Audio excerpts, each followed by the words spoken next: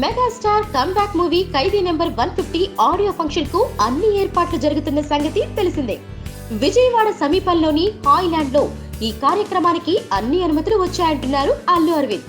సమయం తక్కువగా ఉండడంతో ఏర్పాట్లను శరవేగంగా పూర్తి చేస్తున్నామన్న ఆయన ఈ వేడుకలో మెగా హీరోలందరూ పాల్గొంటారా లేదా అనే సందేహాలకు జవాబు చెప్పేశారు.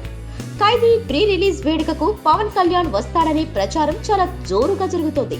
అయితే పవన్ ఈ వేడుకకు హాజరు కావడం లేదని, ప్రస్తుతం తనకున్న బిజీ షెడ్యూల్ కారణంగానే ఖైదీ ఫంక్షన్ కి పవన్ రాలేకపోతున్నారని చెప్పేశారు అరవింద్. అలాగే ఈ వేడుక నిర్వహణలో ఇంత కన్ఫ్యూజన్ ఎందుకు నెలకొందనే సందేహంపై కూడా అరవింద్ కు సవాల్ ఎదురైంది.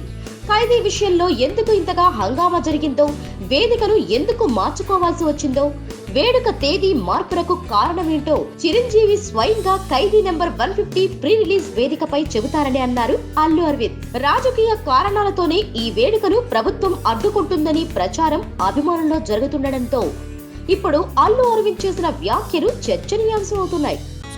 Please subscribe. Hi, it's me Purna. Please subscribe.